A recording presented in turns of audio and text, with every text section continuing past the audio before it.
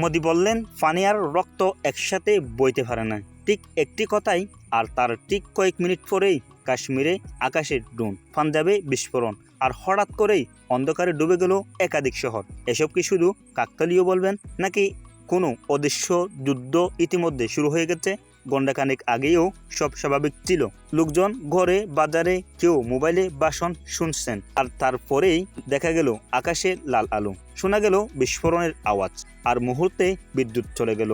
Drone, বিস্ফোরণ, blackout সব একসাথে কেন ঘটল? এটি কি কোনো বার্তা ছিল, নাকি প্রতিশোধের সিগন্যাল?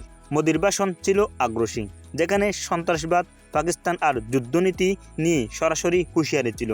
ভাষণের ভাষা ছিল যুদ্ধের আগুনে ঘি ঢালার মতো। আর এই ভাষণের ঠিক পরে সীমান্ত এলাকায় অদ্ভুতভাবে সক্রিয় হয়ে ওঠে এক অজানা শত্রু।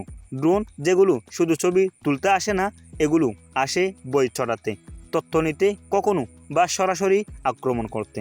বিস্ফোরণগুলো ছিল পরিকল্পিত না বিচ্ছিন্ন তা এখনও নিশ্চিহ্ন, কিন্তু এত দ্রুত ব্ল্যাকআউট সিস্টেম কি আগে থেকেই প্রস্তুত ছিল, নাকি বই তৈরি করার জন্য কেউ ইচ্ছাকৃতভাবে আলো নিভিয়ে দিয়েছিল?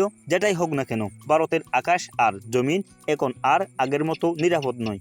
ভবিষ্যতের যুদ্ধ হয়তো গোলাবারুদের চেয়েও বেশি হবে ড্রোন, সাইবার আর সিগন্যালের উপর।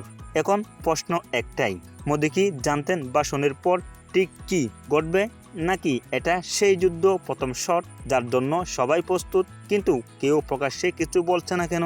আপনার কি মনে হয়, ঘটনাগুলো আসলে কাকতালীয়, নাকি এর পিছনে কোনো অধ্যায় আছে?